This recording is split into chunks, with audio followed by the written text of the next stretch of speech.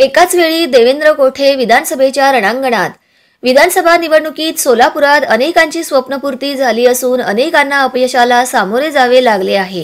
कोठे घराण्यातील महेश कोठे आणि त्यांचे पुतणे देवेंद्र कोठे एकाच वेळी विधानसभेच्या रणांगणात उतरले होते। कोठे घराण्याची आमदारकीची स्वप्नपूर्ती होणार आणि कोठे काका पुतणे एकाच वेळी विधानसभेत पोहोचतील असा दावा समर्थकांकडून केला जात होता। मात्र महेश कोठे यांचे आमदारकीचे स्वप्न पुन्हा एकदा भंगले असून त्यांचे पुतणे देवेंद्र कोठे हे भाजपाच्या तिकिटावर पहिल्याच निवडणुकीत विधानसभेत पोहोचले आहेत।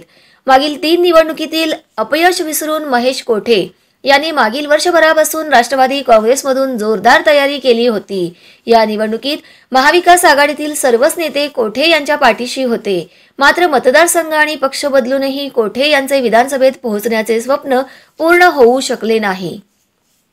दुसरीकडे त्यांचे पुतणे देवेंद्र कोठे यांनी नियोजनपूर्वक पाऊल टाकली। लोकसभा निवडणुकीपूर्वी देवेंद्र कोठे यांनी भाजपमध्ये प्रवेश केला।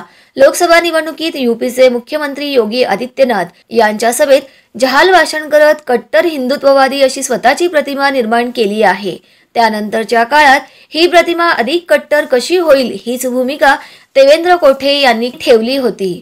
अनेक इच्छुकांचे अडथळे दूर करत देवेंद्र कोठे यांनी भाजपचे तिकीट मिळवले।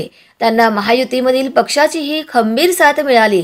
भाजपाचे वरिष्ठ नेते देवेंद्र फडणवीस हे या काळात देवेंद्र कोठे यांच्या पाठीशी ठामपणे उभे राहिले। त्यातून कोठे घराण्याची आमदारकीची स्वप्नपूर्ती होण्यास मदत झाली।